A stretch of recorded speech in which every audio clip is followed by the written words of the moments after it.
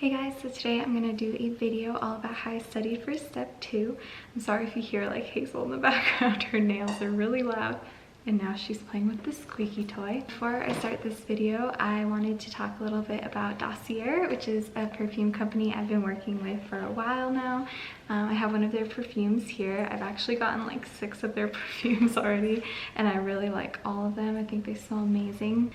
So for those of you who don't know, Dossier is a perfume company that recreates high-end luxury perfumes for a fraction of the price. Most of their perfumes are around $29, so they're super affordable. You can also buy them in bulk, which makes them even more affordable. You can give them as gifts. They're wonderful gifts for family, for friends, and I absolutely love their company, which is why I've been working with them for so long. They really stand for what they do and the quality of their perfumes. So for those of you who haven't seen this before, Dossier always comes with 2 bottles. It comes with a small bottle so you can try out the perfume before you open up the big bottle. And if you try out the little perfume and you don't like how it smells, then you can actually just return the perfume, no questions asked, and you can choose another one if you don't like the scent that you chose. They do have a variety of perfumes that you can check out from them, and if you have a high-end luxury perfume that you like, I definitely recommend checking out their website because you can get a recreation of it for much cheaper. All of their perfume bottles are 50 milliliters, so it's a very generous size. They're all about like this size, and they have a really nice label on them with the name on it and the top notes in the perfume.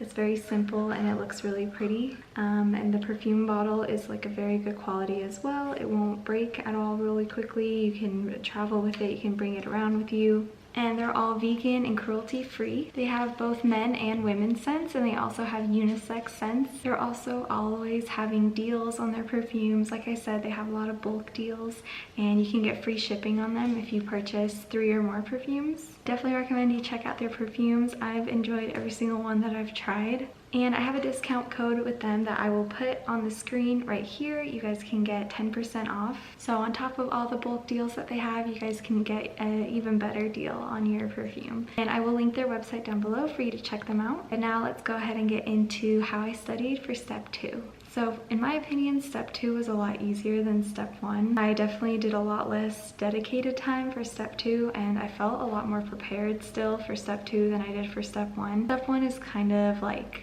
very minute details. It's very I don't know, it's very kind of like MCAT-ish, where you need to know a lot about many different subjects and you have to know a lot of specific things. But step 2 is a lot more broad, and I'm kind of more of a broad thinker, so it's a little bit easier for me to study for it. I know a lot of people will use Anki for step 1 and step 2 nowadays. I didn't use it for step 1, but I definitely found it really helpful for step 2, and it was a lot less overwhelming than step 1 Anki was. I think step 1 Anki had like 20,000 cards in a deck, and step 2 Anki had only 7,000 to 8,000. So when I saw that number, it didn't overwhelm me as much, and I was like, I think I could do Anki for step 2 and not be doing thousands of cards every single day. I think Anki for step 2 was really helpful. Even though I was never really like an Anki person, I thought that memorizing it that way wasn't helpful to me. If you combine Anki with UWorld, then it's a really good combo,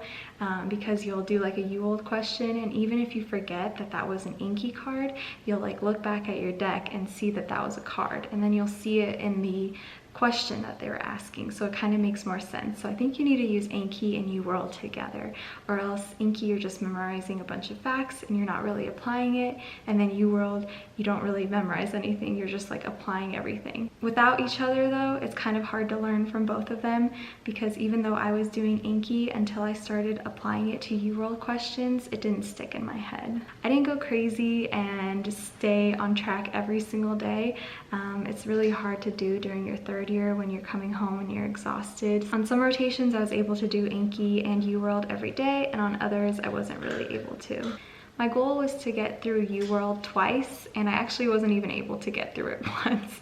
I left quite a few questions in the end, but I still did really well in step 2. So I think that it was okay that I didn't go through UWorld twice. I think sometimes that's an unrealistic expectation. Some people can get through it twice, but I am really slow when it comes to going through UWorld. I want to make sure that I understand the question, I read through the whole explanation. So it really wasn't doable for me to go through it twice, and it's okay, I still did well. So if you guys aren't able to get through it twice, then that's okay. Just make sure that what you are getting through, you're going through it really well, you're understanding it, you're making Anki cards on it so that in the future you will remember it. And I think a lot of UWorld questions are repeat questions. At one point I was kind of just like, I keep seeing the same questions over and over again, so I was doing really well. But I think a lot of them are repeat questions. So throughout the year, I was doing Anki and UWorld, and then for Dedicated, like I said, I only did 2 weeks of Dedicated. By the time Dedicated came around, I was probably like halfway through UWorld. I had already seen my Anki cards several times. I didn't have any new Anki cards. I was just making new Anki cards based off of UWorld questions. So once Dedicated came, I stopped doing the like general Anki deck and actually started making my own Anki cards on the questions I was getting wrong on UWorld, just because I didn't have enough time to go through all of the Anki cards and like all my reviews and stuff. So I figured I should just focus on what I was missing. And I actually did that for step 1 Dedicated as well. And I think that really helped me out. I got through most of UWorld. Like I said, I left a couple hundred at the end. So I didn't get through all of UWorld, but I got through most of UWorld during Dedicated. I would do about like 80 questions a day, kind of how I did with step 1 Dedicated, but there's way more questions in the UWorld step 2 question bank. So I just did UWorld, and then I would go through my Anki cards of the ones that I had missed, and I would keep making more cards as I'd miss them. Every once in a while I would watch like a online med-ed video if there was something that I really didn't understand, but I really never went through all of online med-ed. I would just use it if I had some question that I didn't really know or a topic that I didn't really know. But I honestly don't really learn well just like watching videos, and I kind of learned that my first 2 years of med school. So it's really important that you know what kind of learner you are. If you are really good at watching videos, then maybe during Dedicated you go through online med-ed or something. I also watched a few sketchy videos, like pharmacology videos, because I didn't really remember some things. I mainly watched pharmacology videos. I don't think there was ever a micro. I don't think micro is as big on step 2, and definitely not like small micro details. It's a lot more like big picture micro. So I don't think I ever ended up watching the micro videos, just some of the pharmacology videos. I didn't use any of the sketchy step 2 videos. I know they have a lot of those videos now, but I didn't even really use the pathology videos when I was studying for step 1. It was mostly the micro and pharm, so I wasn't too interested in those, but they do have step 2 videos if you guys really like sketchy. So that's basically what I did for Dedicated. And then in terms of practice tests, I think what really helped me was that my school takes all of our shelf exams in 1 week, and that was actually to prepare us for step 2, and I think they did a really good job of helping us. So we took our shelf exams twice. We took them once in September, and we start pretty early. Our 3rd year, we start like March of kind of your 2nd year basically. We start then, so we have a few months, and then we take our shelf exams in September, and then we have a few more months and we take our shelf exams again in March. So we took our shelf exams twice. And the first time I took my shelf exams, I really did not feel prepared. I had just gone through Anki and I wasn't really doing UWorld or anything, but I ended up passing all of them, so I was really surprised by that. But I ended up passing them all, and then I even got high pass on some of them, so that was exciting to have the first time.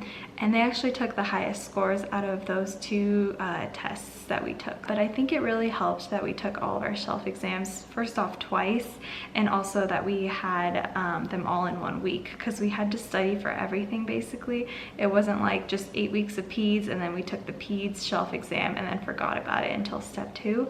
We had to like keep remembering it, and I think that's really helpful. So even if you do have the system where you have 8 weeks of peds, and then you take the shelf exam afterwards. I think Anki is really helpful for remembering that peds material and not just like forgetting about it right after you do peds. And then before the second set of shelf exams, we actually had a week off, and during that week off I took all of the subject exams on the NBME website. I bought all of them, and it was kind of expensive. I think it was like $350 or $400, but they have around 3 to 4 per subject, and I took them all. They're each like 50 questions, and that's kind of why I wasn't too worried about not finishing UWorld, because instead of doing UWorld that week, which would have helped me finish it, I was doing those subject exams. So I still did, you know, extra practice questions, but they just weren't the UWorld ones. And I think that really helps you because it kind of sets you up for what type of questions you're gonna see on the actual Step 2 exam, because those are the same writers of the exam. And then every time I take a practice test, I would do the same thing where I would make Anki cards on what I missed, and I would do those Anki cards. So I took all of those subject exams, and then I also did both of the UWorld exams that the whole package comes with. You get 2 UWorld exams, and I took those during my dedicated period. I would take them every Friday, and then I think like the Monday or Tuesday, like right before my test, I took the free 120 that they have online. So in total I took the 3 practice exams, and then I also did the NBME subject exams.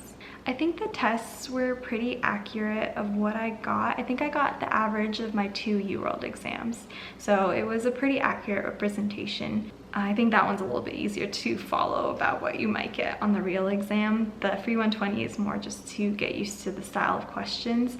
So I definitely recommend you guys take either like the NBME ones right before, maybe the week before, or like the week of your exam, just so that you get used to reading those questions. And also the format, it's really good to get used to the format, because UWorld is very different with like how their labs show up, the calculator, and all that stuff. So it's really good to do an NBME test just so that you get used to like what buttons you're supposed to click, how the labs will show up, because they don't show up in the same order, and you don't want to spend time like during your actual exam kind of getting used to that. So I think it's definitely really helpful to do an NBME test at least once. That's basically how I studied for Step 2, I guess. I should say Step 2 CK, but CS doesn't really exist anymore. But for Step 2 CK, that's how I studied. And if you guys have any questions, let me know down below, and I'll try to answer them all for you. Step 2, I think, in my opinion, is definitely a lot easier than Step 1. It's your last exam of med school, which is crazy. It's so exciting. So, you know, once you're done with it, then it's gonna be such a big weight off your shoulder. So good luck on your guys' Step 2 CK, and let me know if you have any more questions. I hope you found this video helpful, and thanks so much for watching. Bye guys.